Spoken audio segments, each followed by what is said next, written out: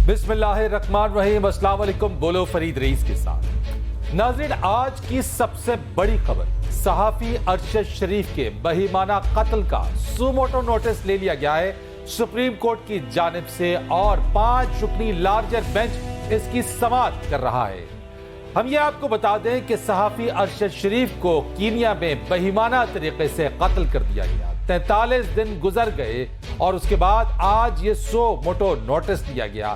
Fact finding committee बनी, वो Kenya गई, उसकी तहकीकाती रिपोर्ट, उसकी जो फैक्ट से मुश्तमिल रिपोर्ट थी वो कहाँ है, आज तक वो ना आ सकी। जो उनकी मेडिकल रिपोर्ट थी उसके ऊपर भी सुप्रीम कोर्ट की जानिब से कहा गया है कि वो तसल्ली बख्श नहीं है।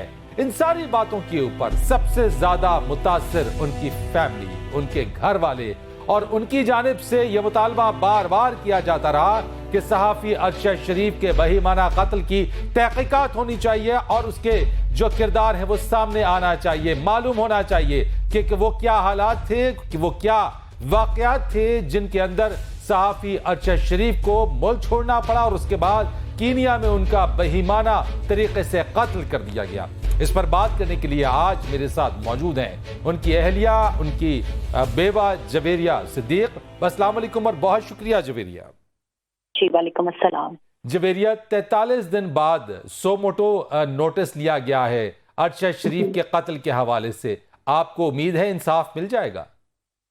जी, जब तमाम अवाम ने हमारे साथ खतूत लिखने का सिलसिला शुरू किया तो उसके बाद जो है मुझे उम्मीद हुई थी कि जल्द इस पे एक्शन होगा और आज उनके केस के हवाले से सुमोटो होना, उनके इंसाफ मिलने की तरफ जो है वो पहला कदम है। लेकिन इसमें बहुत अरसा लगेगा, मुझे ऐसे नहीं लगता कि ये सब बहुत जल्दी हो जाएगा, क्योंकि केस में 2 महरिकात हैं, एक पाकिस्तानी और एक कीनियन।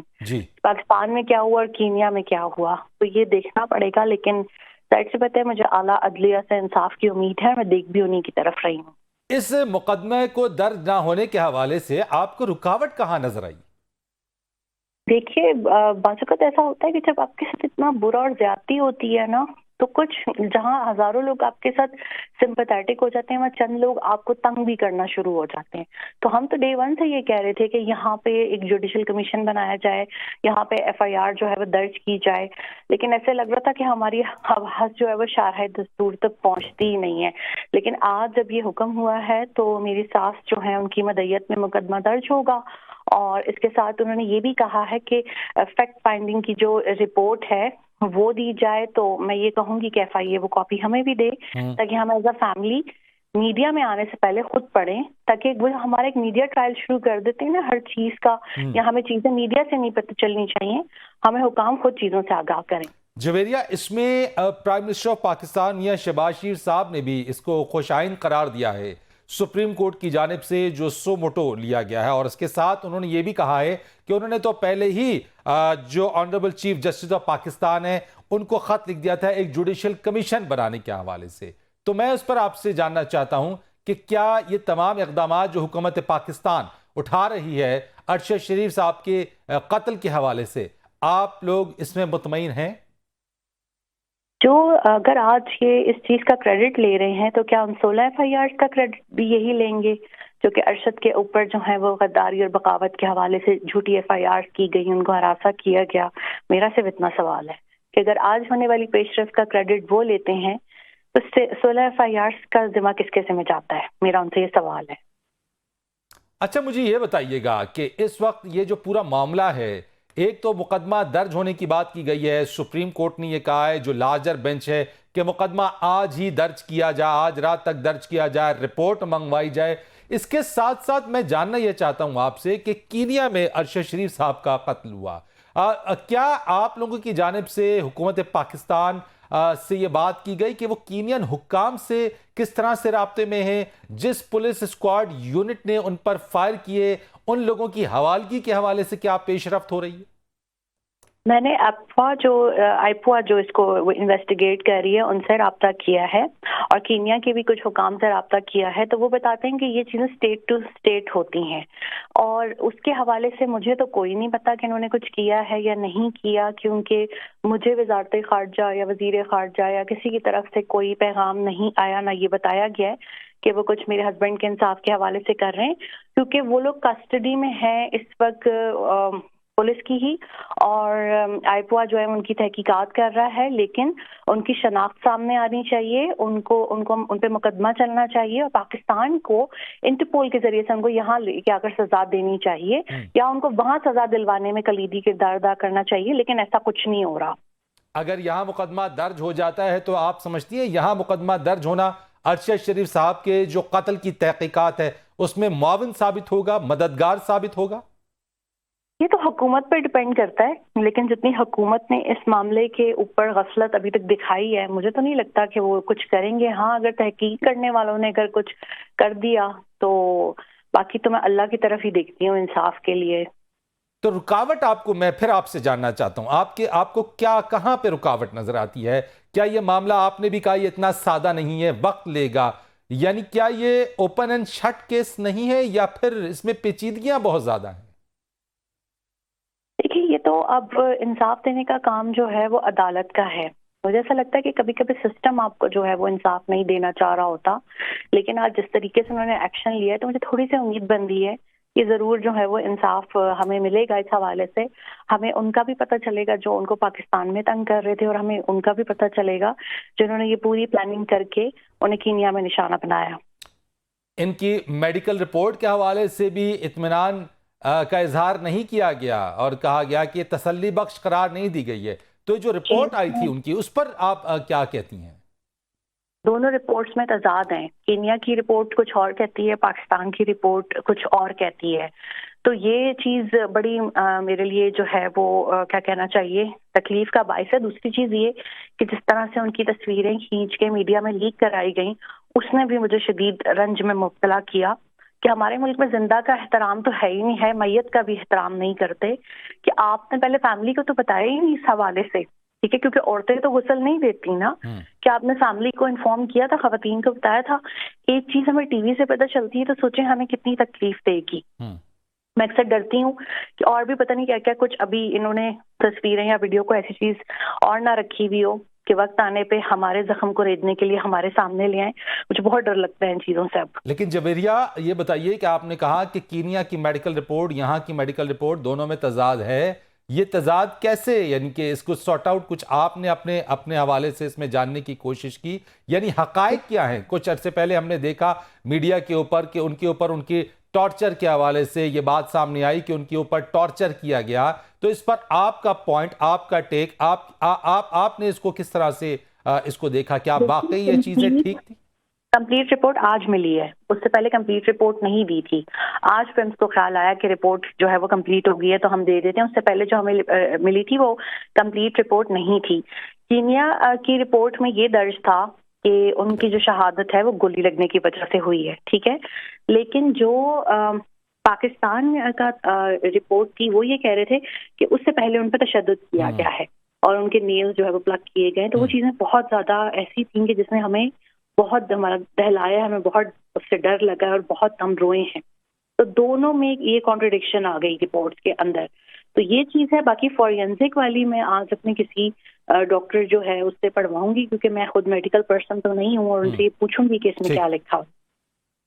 بہت شکریہ آپ کا جویریہ صدیق اہلیہ اور بیوہ ارشد شریف ہمارے ساتھ اس پر بات کر رہی تھی، اور ان کا کہنا یہ ہے کہ آج جو سو موٹو لیا گیا ہے اس پر ان کی کچھ امید بندی ہے، ان کو انصاف ہوتا کچھ حد تک نظر آتا ہے، اور ان کی تمام نگاہیں مرکوز ہیں اعلیٰ عدلیہ کے اوپر کہ وہیں سے انہیں انصاف ملے گا اسی معاملے کے اوپر۔ سینئر صحافی تجزیہ کار نذیر لغاری ہمارے ساتھ موجود ہیں، اور تجزیہ کار بریگیڈیئر ریٹائرڈ فاروق حمید صاحب ہمارے ساتھ موجود ہیں۔ سر بہت شکریہ آپ کا۔ نذیر لغاری صاحب، آپ سے آغاز کرنا چاہوں گا، ارشد شریف کے قتل کے حوالے سے آج جو سو موٹو لیا گیا ہے، 43 دن گزر گئے اور آج یہ سو موٹو ہوا، فیکٹ فائنڈنگ کی رپورٹ اب تک نہیں آئی، عدلیہ کو سو موٹو لینا پڑا، معاملہ کیا پیچیدہ ہے یا اتنا سادہ نہیں ہے کہ عدلیہ کو انٹروین کرنا پڑا اس میں؟ پہلی بات یہ ہے کہ بہت بڑا واقعہ ہے ہماری تاریخ میں۔ اس طرح کا واقعہ، ایسے واقعات ہوئے ہیں، لیکن یہ واقعہ جس طرح سے پیش آیا ہے، ایسا ماضی کا کوئی اور واقعہ نہیں ہے جس طرح سے ہم اس کے میجرمنٹ کر سکیں۔ ایک تو یہ کہ اپنی سنگینی کے اعتبار سے ایک پوری کمیونٹی کے اندر، صحافت کی برادری کے اندر ایک خوف کی لہر دوڑ گئی ہے۔ اور دوسری بات ہم یہ جانتے ہیں کہ وہ ایک ایسے خاندان سے تعلق رکھتے تھے، ان کے والد اور ان کے بھائی، جن کے بارے میں ہم کوئی کویسچن نہیں کر سکتے، اور بالکل صاف شفاف آئینے کی طرح وہ تھے اور یہ خود بھی تھے، اور ان کے بارے میں بھی ہم جو کچھ ہمارے سامنے تھا وہی ان کا پس منظر تھا، وہی ان کا پیش منظر تھا، اور ہم انہیں سنتے تھے، جانتے تھے۔ اور دوسری بات یہ ہے کہ وہ بہت ہی احتیاط کے ساتھ پوری جامع تفصیلات حاصل کرنے کے بعد ہی کوئی چیز رپورٹ کرتے تھے، اور وہ یہ نہیں دیکھتے تھے کہ اس خبر کا یا اس رپورٹ کا فائدہ یا نقصان کسے پہنچے گا، تاہم وہ ایک حقیقت کو لوگوں تک پہنچانے کی پوری صحیح کرتے تھے اور اس میں کامیابی بھی حاصل کرتے تھے۔ ان کا اس طرح سے پہلے ملک سے باہر چلے جانا، پھر ایک ایسے ملک میں چلے جانا جن کے بارے میں ہم نے کبھی خیال بھی نہیں کیا تھا، سوچا بھی نہیں تھا۔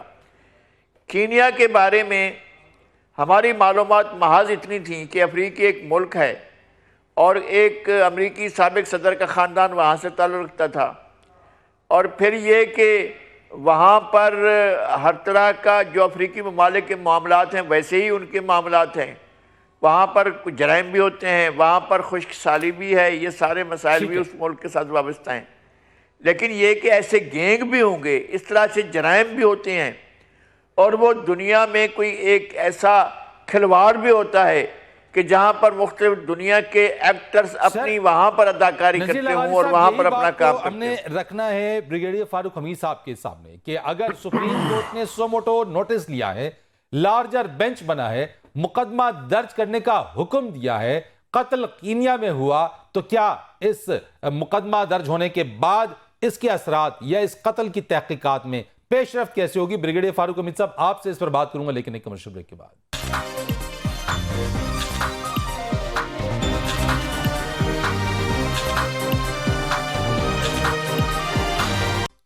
ایک بار پھر آپ کو پروگرام میں خوش آمدید کہیں گے۔ بریگیڈیئر فاروق حمید صاحب، ارشد شریف صاحب کا قتل ہوا کینیا کے اندر، سپریم کورٹ نے سو موٹو لیا، آج مقدمہ درج کرنے کو کہا ہے، انصاف ملے گا؟ بسم اللہ الرحمن الرحیم، بہت شکریہ فرید رئیس بھائی۔ پہلے تو آج بھی ارشد شریف شہید کو یاد کرتے ہوئے دلی میں دل روتا ہے، بہت زیادہ روتا ہے۔ لیکن میں یہ کہنا چاہ رہا ہوں کہ سوشل میڈیا پہ کسی نے ارشد شریف کی قبر کی تصویر لگائی، روز ہی آتی ہے وہاں پہ جو لوگ جاتے ہیں، اور کیا خوبصورت اس شخص نے لکھا سوشل میڈیا پہ کہ یہ قبر اس طرح ارشد شریف کی نہیں ہے، وہ تو شہید ہے، وہ تو ہمیشہ زندہ رہے گا۔ یہ قبر تو ہے پاکستان کے قانون اور انصاف کی قبر ہے، کہ جنہوں نے اتنا دیر کر دیا، یہ تو آج چیف جسٹس صاحب کی مہربانی، کتنا دیر کر دیا انصاف یا یہ اپنا انویسٹیگیشن کو، یہ معاملات کو شروع کرنے میں۔ دیکھیں، آپ نے سو موٹو کا لفظ استعمال کیا، ٹھیک ہے، آنریبل چیف جسٹس صاحب ان کی بہت مہربانی، انہوں نے آپ اگر کہ ٹھیک ہے انہوں نے سو موٹو لیا، لیکن میں سمجھتا ہوں نہیں، پاکستان کی تاریخ میں پہلی مرتبہ میں مجھے کوئی پرانا ایسا کوئی کیس یاد نہیں ہے جس پہ لاکھوں کی تعداد میں پاکستانیوں نے، بلکہ میں کہتا ہوں کہ کروڑ کی تعداد میں پاکستانیوں نے پہلے تو وربل اپیل کی، بار بار کی چیف جسٹس صاحب کو پچھلے 40 دن سے کہ جناب اس کا آپ سو موٹو لے اور اس پہ مقدمہ ہونا چاہیے، ایف آئی آر ہونی چاہیے اور کیس آگے چلنا چاہیے۔ لیکن آپ دیکھیں، اور کتنے لاکھوں لوگوں نے پچھلے ایک ہفتے میں جو اپیل کی in writing to the chief justice of Pakistan, تو بہت مہربانی چیف جسٹس صاحب کی۔ میں سمجھتا ہوں یہ پاکستان کے عوام نے سو موٹو لیا اس کیس کا، جس پہ پھر اپنا چیف سپریم کورٹ نے بھی دیکھا کہ اب بہت دیر ہو گئی۔ نہیں بریگیڈیئر صاحب، رکاوٹ ایسی کیا تھی؟ میں جاننا یہ چاہ رہا ہوں ایسی کیا رکاوٹ ہے کہ سپریم کورٹ کو سو موٹو لینا پڑا؟ یعنی صحافی ارشد شریف کا قتل ہو جاتا ہے، ایک صحافی کا قتل ہو جاتا ہے، کینیا میں قتل ہو جاتا ہے، یعنی فیکٹ فائنڈنگ کمیٹی جاتی ہے، اس کی رپورٹ منظر عام پر نہیں آتی ہے، اس کے اوپر کوئی پیش رفت نہیں ہوتی ہے، یعنی وائے اعلیٰ عدلیہ کو ہی کیوں اسٹیپ ان کرنا پڑا، سو موٹو لینا پڑا اس معاملے کے اوپر؟ دیکھیں، مجھے آپ موقع دیں، پہلی بات تو یہ کہ ہم پرائم منسٹر آف پاکستان کو ہمیں ان کی تعریف کرنی چاہیے کہ انہوں نے تو بہت پہلے چیف جسٹس صاحب کو خط لکھ دیا تھا کہ آپ اس پہ کمیشن بنائیں، اور بعد میں پھر عمران خان نے بھی کہا کہ بالکل اس پہ فوری کمیشن بننا چاہیے۔ آج آپ نوٹ کریں کہ وہ جو رپورٹ آئی ہے جو آپ کے سوال کے جواب دے گا، آپ کی جو آج رپورٹ آئی ہے اس کی جو کچھ میڈیا نے اس کی کچھ کنٹینٹس بریک آؤٹ کیے ہیں، اس میں یہ کہ 9-10 لوگ جنہوں نے وہ ایف آئی آر کی تھی اپنا ارشد شریف کے خلاف، ان میں صرف 2 پیش ہوئے اس فیکٹ فائٹنگ کمیٹی کے سامنے، باقی لوگ کیوں نہیں پیش ہوئے جنہوں نے ایف آئی آر کی ہے، ٹھیک ہے. اور پھر یہ بھی کہا گیا کہ یہ ایف آئی آر جو ہے یہ ان کو حکومت پاکستان کی اپروول کے بغیر جو ہے یہ ایف آئی آر کی گئی تھی اور بالکل اگینسٹ دا لا تھا ارشد شریف کے خلاف جو ایف آئی آر ہوئی. یہ کیا بتاتا ہے؟ یہ بتاتا یہ انڈیکیٹ یہ کر رہا ہے، اس کا مطلب یہ ہے کہ کوئی اپنا آپ کہیں کوئی ایسے روگ ایلیمنٹس ہیں پاکستان میں، پاکستان سے باہر، جو اتنے طاقتور ہیں کہ انہوں نے جناب اس پہ نہ ایف آئی آر ہونے دی. اور میں کہتا ہوں، یہ نہیں کہتا ہوں کہ وہ سپریم کورٹ پہ بھی اپنا ان کا اثر تھا، لیکن سم ہو دی ادر ایسے حالات کو کیا گیا، یا یہ کہ جی waiting for the fact finding report, چلیں یہ بھی آپ گورنمنٹ کو آپ کریڈٹ دیں کہ انہوں نے یہ جو آئی بی اور ایف آئی اے کے افسروں کی یہ جو اپنا کمیٹی بنائی، انویسٹیگیشن ٹیم جو کینیا تک گئی، یو ای گئی، اور پھر واپس آ کے انہوں نے آپ کو انصاف کی کوئی امید ہے؟ میں اسی پر نذیر لغاری صاحب سے بھی ایک کمنٹ لوں گا. مجھے بتائیے انصاف کی آپ کو امید نظر آتی ہے کوئی؟ میں نہیں سمجھتا ہوں. اگر دیکھیں لیاقت علی خان کا جو لیاقت باغ میں مرڈر ہوا، اس کے بعد پولیس کو مار دیا، اور پھر سننے میں یہ آتا ہے، جو میں سنتا رہا ہوں تھرو آؤٹ مائی لائف، کہ وہ پولیس افسر جو ہے وہ بھی مسٹیریس سرکمسٹانسز میں مارا گیا. اسی طرح آپ دیکھیں بے نظیر بھٹو کا کیس، اسی طرح آپ جنرل ضیاء الحق کا دیکھیں. تو جب اس قسم کے ہائی پروفائل مرڈر ہوتے ہیں، آپ ان کو نہ کہیں کہ یہ صرف ایک جرنلسٹ ہے ارشد شریف.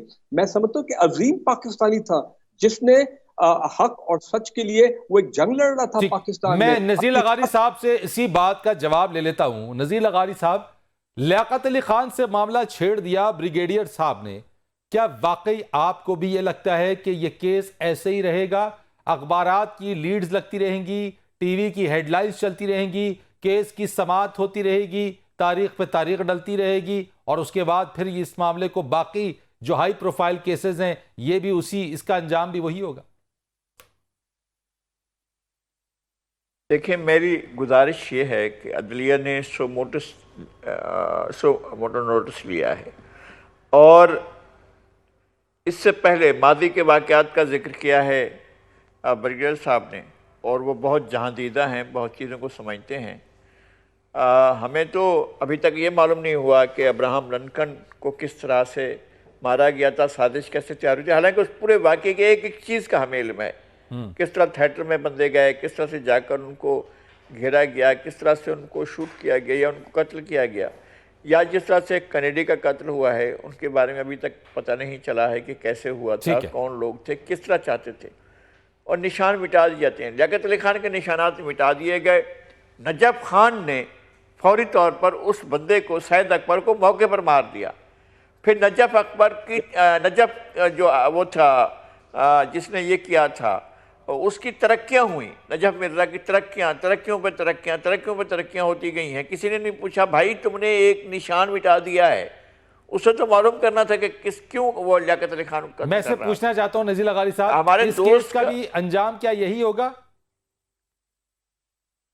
یہ خدشات موجود ہیں، لیکن زیادہ افسوس اس بات پر ہوگا کہ جب سپریم کورٹ نے یہ نوٹس لیا ہے تو اس کو کسی انجام تک پہنچانے میں اگر سپریم کورٹ کی ناکامی ہوتی ہے، میں خدا نہ خواستہ ان کی فیملی کی آس بندھی ہے، ہماری بہن جویریہ کی آس بندھی ہے، اگر خدا نہ خواستہ سپریم کورٹ کو بھی کوئی صلہ نہیں ملتا ہے، وہ بھی پراپر اس مقام پر نہیں پہنچ پاتی ہے، یا اس کی رسائی نہیں ہو پاتی ہے، ٹھیک ہے، تو پھر اس کے بعد کیا ہوگا؟ پھر اس کے بعد جنرل مایوسی ہوگی دنیا ہمارے پورے کے پوری سوسائٹی کے اندر. نذیر لغاری صاحب، یعنی یہ آپ کی بات بالکل درست ہے اس چیز کے اوپر. میری ایک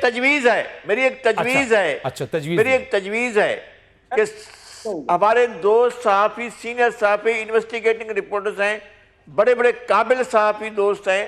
میں سب سے ناکام، سب سے آخر میں آدمی ہوں. میں اپنے آپ کو کامیاب یا بہت بڑا کوئی آدمی نہیں سمجھتا ہوں صحافی، میں ایک عام سا صحافی ہوں.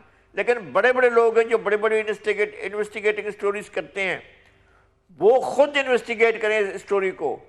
انہوں نے بہت سی سٹوریز کو جو ہے بے نقاب کیا ہے, بڑے بڑے وہ کہانیاں لائے ہیں سامنے. ٹھیک ہے, وہ لائیں, وہ جائیں اور اس پوری کہانی کو انویسٹیگیٹ کریں اور پھر لوگوں کے سامنے لائیں نا. اور یہ ہو بھی رہی ہے سر, انویسٹیگیشن چل بھی رہی ہے. جی بریگیڈیئر صاحب آپ کچھ کہنا چاہتے ہیں, دین میں پھر آپ بتائیے کیا کہنا چاہتے ہیں آپ.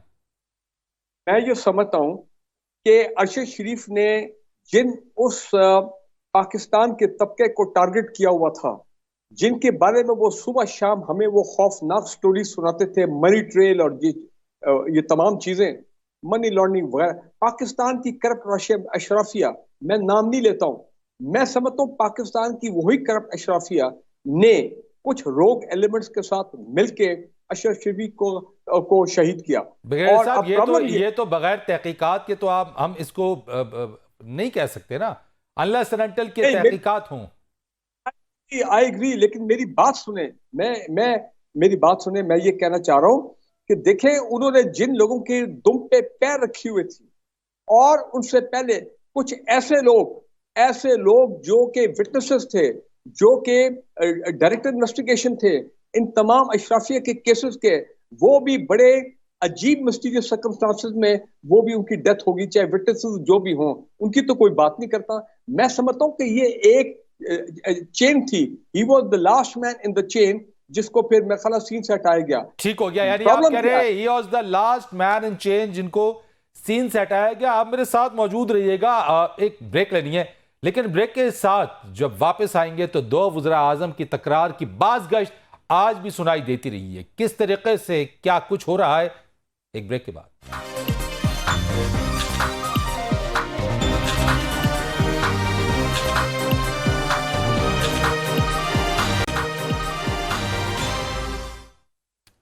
دو وزراء اعظم کے درمیان تکرار اور اس کی باز گشت, یہ گونج آج بھی ہمیں سنائی دیتی رہی ہے. لیکن ساتھ ساتھ ہم نے دیکھا اسلام آباد کا مشہور و معروف سینٹورس مال سیل کر دیا گیا ہے. معاملہ اتنا سادہ نہیں ہے, اتنا سیدھا سادہ نہیں ہے کہ یہ ایسے ہی سیل کر دیا گیا ہے. گزشتہ روز بلکہ منگلا پن بجلی منصوبے کے اندر وزیر اعظم پاکستان میاں شہباز شریف اور وزیر اعظم آزاد کشمیر سردار تنویر الیاس کے درمیان نوک جھونک ہوئی, اور اس نوک جھونک کی باز گشت ہر جگہ سنائی دیتی رہی.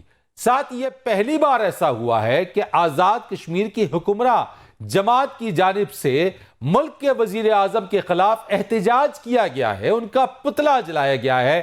یہ تمام باتیں ہمارے کشمیر کوز کو کس حد تک نقصان پہنچا رہی ہیں, ہمارا کشمیر کوز آج کہاں کھڑا ہے, اور ساتھ ساتھ یہ سب کچھ دیکھتے ہوئے آج یقیناً بھارت خوش ہو رہا ہوگا, ہنس رہا ہوگا کہ ہم آپس میں اندر ہی ایک دوسرے کے ساتھ دست و گریباں ہیں.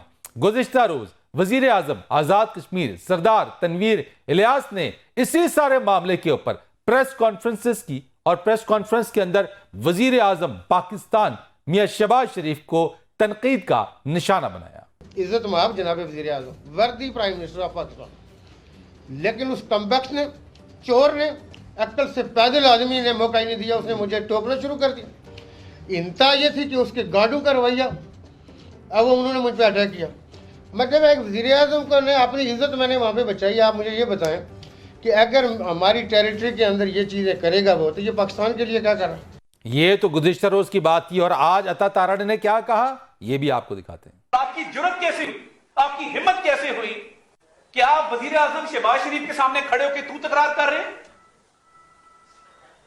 ہماری لیڈرشپ نے ہمیں تربیت دی ہے پرامن رہنے کی, اچھے اخلاق دکھانے کی, ورنہ خدا کی قسم آج ہمیں اجازت دیں تو سردار تنویر الیاس آپ اسلام آباد میں داخل نہ. بریگیڈیئر فاروق حمید صاحب, آپ سے آغاز کرتا ہوں. کشمیر کوز کے حوالے سے اب بات کرتے ہیں, اور ہم کہتے ہیں کہ اس کوز کے اوپر ہم سب ایک پیج کے اوپر ہیں. وزیر اعظم آزاد کشمیر اور وزیر اعظم پاکستان میاں شہباز شریف کے درمیان جو نوک جھونک اور اس کے بعد جو کلمات اور الفاظ کا تبادلہ ہوا, کشمیر کوز ہمارا کہاں کھڑا ہے, کتنا نقصان پہنچ گیا ہے؟ پہلے تو فرید بھائی آپ کی بڑی مہربانی, بہت شکریہ کہ یہ کشمیر کوز کا لفظ بڑے عرصے بعد میں نے کسی اینکر کے منہ سے سنا ہے. آپ نے کشمیر کوز کو تو ایکچولی زدہ کر دیا کہ یہ بھی کوئی چیز ہوتی تھی. بہرحال میں سمجھتا ہوں کہ ایک پروٹوکول ہوتا ہے, ٹو بی ویری آنیسٹ, اگر آزاد کشمیر کے پرائم منسٹر واز دیئر تو اور پرائم منسٹر آف پاکستان تقریب سے خطاب کر رہے ہیں، تو تقریب کے دوران نوک جھوک یا ان کو انٹرپٹ کرنے کا میرا خیال ہے یہ اصولاً this was against the protocol and norms of جو بھی آپ کہیں کہ ایسے ہائی لیول فنکشن میں یہ نہیں تھا. ظاہری بات ہے پرائم منسٹر صاحب کا اپنا ایک مزاج ہے تو وہ اس کے مطابق انہوں نے بھی ان کو رسپونڈ کیا. لیکن اس سے جگ ہسائی کتنی ہوئی بریگیڈیئر صاحب؟ میں آ رہا ہوں دیکھیں، لیکن اس سے بالکل جو ان کی پریس کانفرنس میں جو انہوں نے پھر الفاظ استعمال کیے فار دا پرائم منسٹر وہ بھی میرا خیال ہے انوارنٹڈ تھے. لیکن آپ کی والی بات بالکل صحیح ہے کہ یہ پہلی مرتبہ ہوا ہے کہ پھر میں دیکھ رہا ہوں کہ پرائم منسٹر آزاد کشمیر اس طرح کی ایک کنفرنٹیشن ہوئی ہے with the prime minister of Pakistan, اور وہ بھی پبلک میں. It has sent a very bad message. Pakistan کے عوام ویری انوائڈ پتلے چلائے گئے ہیں بریگیڈیئر صاحب، پرائم منسٹر شہباز شریف صاحب کے پتلے چلائے گئے، یعنی حکومت آزاد کشمیر کی حکومت کی جانب سے سٹنگ گورنمنٹ کے خلاف احتجاج ہوا ہے. نہیں، یہ غلط ہے. اس کو کوئی کنڈون نہیں کر سکتے. اے جے کے میں اگر آپ پرائم منسٹر پاکستان کے پتلے جلائیں تو مطلب یہ کہ آپ پھر ایک کہہ دیں کہ جی مودی کے حق میں پھر آپ ایک قسم کے آپ نعرے لگا رہے، تو میرا خیال ہے یہ بات غلط ہے، نامناسب ہے. دا پرائم منسٹر آف اچھا، یعنی آپ کہہ رہے ہیں بڑا سیریس معاملہ ہے یہ، یعنی یہ جو پتلے جلانا سیریس معاملہ ہے بریگیڈیئر صاحب. لیکن اس سے بھی زیادہ میں سمجھتا ہوں اگر پرائم منسٹر آف پاکستان، یہ اسلام آباد کی اسٹیبلشمنٹ اپنا، میں پولیٹیکل گورنمنٹ کی بات کر رہا ہوں، اگر یہ لارج ہارٹڈ دکھاتے، گریس دکھاتے، تو یہ سینٹورس مال یہاں پہ ٹھیک ہے رانا تنویر کی، وہ رانا یہ تنویر صاحب کی پراپرٹی ہے جو بھی ہمیں نہیں پتا، لیکن اس میں سردار تنویر الیاس صاحب، سر رانا تنویر نہیں، آپ اس کو مرج کر رہے ہیں، سردار تنویر الیاس صاحب. تنویر الیاس صاحب، آئی اسٹینڈ کریکٹڈ. لیکن وہاں پہ اتنی بڑی تعداد میں دکانیں ہیں، شاپنگ آرکیڈز ہیں، ریسٹورنٹ ہیں، پرائیویٹ سیکٹر کے لوگ ہیں، بزنس ہو رہا. آج کل ویسے ہی آپ کو پتا حالات کیا ہیں، تو اگر آپ اس کو سیل کر دیں گے تو دیٹ اسمیکس، انگریزی میں کہتے ہیں اٹ اسمیکس آف وکٹمائزیشن. میں نذیر لغاری صاحب سے ذرا بات کر لیتا ہوں اسی چیز کے اوپر. نذیر لغاری صاحب، یہ جو سینٹروز مال کو سیل کرنے والا معاملہ ہے، آپ سمجھتے ہیں یہ ایک انتقامی کارروائی کا نتیجہ ہے؟ میرا خیال یہ ہے کہ آپ ساری حکومتیں پہلے بھی تو تھیں نا، جب یہ سینٹورینس بن رہا تھا، یہ شاپنگ مال بن رہا تھا، کہاں تھی حکومتیں؟ تو موجود تھی نا، کسی نہ کسی دور میں تو اس کا آغاز ہوا، اور ان کے دور میں پہلے بھی یہ موجود تھا. جب ان کا پچھلا 5 سالہ دور تھا پاکستان مسلم لیگ نون کا، اس وقت یہ موجود تھا، اور اس کے بعد جب پی ٹی آئی کا دور آیا اس میں بھی موجود تھا. تو اس سے اگر کوئی مسئلہ تھا، کوئی شکایت تھا، تو آپ پراپر ایک کاروائی دوسرے انداز میں کرتے، جوڈیشل کاروائی کرتے، آپ کورٹ میں جاتے، کورٹ میں جا کر کوئی فیصلہ حاصل کرتے. لیکن اس کی بھی کیا ضرورت ہے؟ اب آپ یہ چاہتے ہیں، آپ کے پاس تو ویسے ہی بزنس نہیں ہے، دنیا بھر میں آپ کا جو ہے آپ کی ایل سی تک نہیں کھول رہی ہے، پھر آپ ایک بزنس مین کے اس اتنے بڑے بزنس کو آپ ٹھپ کر رہے ہیں یا روک رہے ہیں یا سیل کر رہے ہیں، تو اس سے کیا آپ کے وارے نہیں آ رہی ہو جائیں گے؟ ملک میں ہون برسے گا کیا؟ ملک میں ڈالر آئیں گے کیا؟ اس سے کوئی اور فائدہ ہوگا؟ مجھے نہیں معلوم. تو نذیر لغاری صاحب، یہ جو سرمایہ کاری کی بات کرتے ہیں کہ سرمایہ کار آئیں، بیرونی سرمایہ کار آئیں، ان تک کیا پیغام کیا ہوگا آج اس کاروائی کے بعد؟ میں وہی عرض کر رہا ہوں کہ اس سے فائدہ کیا ہوگا؟ آپ کو ایک شخص سے شکایت ہو سکتی ہے، سردار تنویر الیاس چغتائی صاحب سے ہو سکتی ہے آپ کو شکایت، لیکن اس ادارے سے اس جو آپ کا شاپنگ مال ہے، جو اسلام آباد کی سب سے بڑی عمارت ہے، سب سے بڑا جو بزنس ہے، اس سے آپ کو کیا شکایت ہو سکتی ہے؟ اس سے آپ کیا مسئلہ کر سکتے ہیں؟ اور اس سے مسئلہ سیٹل کرنے کا کون سا طریقہ ہے؟ جب آپ کی طرف کوئی سرمایہ کار رخ نہیں کر رہا ہے، جب آپ کی طرف بیرونی سرمایہ کاری کا کوئی گنجائش نہیں رہی ہے، جب اندرونی سرمایہ کار پیسہ نکال کر باہر لے جا رہے ہیں، تو آپ اپنے شہر کی سب سے بڑی عمارت کے مالک کو کہہ رہے ہیں کہ جاؤ یہاں سے کاروبار لے جاؤ، اگر آئندہ ایسا سوچنا بھی نہیں کہ آپ نے پاکستان میں پیسہ لگانا ہے. یہ میسج ہے. لیکن سردار تنویر الیاس نے جو کچھ کیا ہے ہم اس کو بھی اپریشیٹ نہیں کر سکتے. یہ کوئی فورم نہیں تھا کہ آپ جو ہیں وہ ایک ایسے فورم میں جہاں آپ روبرو ہوں تو ان کے بعد بحث کریں یا جھگڑیں. آپ کو کوئی اور وے آؤٹ کرنا چاہیے تھا، ان سے بات کرنی چاہیے تھی، اور اس معاملے کو اب بھی ٹھیک طریقے سے حل کیا جانا چاہیے. یہ کشمیر کی آزادی کا مسئلہ جو ہے وہ صرف سردار تنویر الیاس کی ذات سے وابستہ نہیں ہے، وہ لاکھوں کروڑوں کشمیریوں کا مسئلہ ہے، وہ کشمیر کے دونوں حصوں تک موجود لوگوں کا مسئلہ ہے. لیکن سر، اگر پرائم منسٹر آزاد جموں کشمیر کے حوالے سے یہ بات کہی جائے عطا تارڑ صاحب کی طرف سے کہ آج اجازت دیں تو سردار تنویر اسلام آباد میں داخل نہ ہو سکیں، تو یہ میں پیغام یہ میسج کیا جاتا ہے سر؟ نہیں، میں وہی عرض کر رہا ہوں، یہ میسج بھی ٹھیک نہیں ہے، یہ انداز گفتگو بھی ٹھیک نہیں ہے، یہ طرز استدلال بھی ٹھیک نہیں ہے، یہ کوئی زبان نہیں ہے۔ عطا ترار صاحب جو زبان استعمال کر رہے ہیں، یہ اس معاملے میں ان کی ہم تائید نہیں کر سکتے ہیں۔ یہ کوئی بات نہیں ہے۔ ایک ایسی ریاست جس کا ہمارا جھگڑا چل رہا ہے، جو ہمارے آدھے سے زیادہ کشمیر پر بڑے حصے پر وہ انڈیا قبضہ کر کے بیٹھا ہوا ہے، اور ہم اس سے وہ حاصل کرنے کے لیے ایک عالمی برادری کو اپروچ کر رہے ہیں۔ ہمیشہ یہ ہمارے لوگوں کی فریاد رہی ہے۔ ایک ایسے عالم میں آپ اپنے ہی جو ساتھ میں آزاد ریاست موجود ہے اس کے وزیر اعظم کو کہتے ہیں کہ گھس کر دکھائیں اور پاکستان میں داخل ہو کر دکھائیں۔ نذیر لغاری صاحب، حال ہی میں بھارتی آرمی چیف کی طرف سے جو جی بی گلگت بلتستان اور آزاد جموں کشمیر کے حوالے سے جو بیان آیا، اس کے بعد عطا ترار صاحب کی اس بات کو دیکھتے ہوئے آپ کو نہیں لگتا آج بھارت خوش ہو رہا ہوگا؟ میں یہ سمجھتا ہوں کہ بھارتی آرمی چیف کی بات کو ہم لغو سمجھتے ہیں، بکواس سمجھتے ہیں، ہم اسے کوئی اہمیت نہیں دیتے ہیں۔ وہ ایک قبضہ گیر ہے، 5 لاکھ فوج رکھ کر بیٹھے ہوئے ہیں۔ ان کا کیا واسطہ ہے ہمارے کشمیر سے یا اس کشمیر سے جہاں وہ قبضہ ہے ان کا، اور گلگت بلتستان سے ان کا کیا واسطہ ہے؟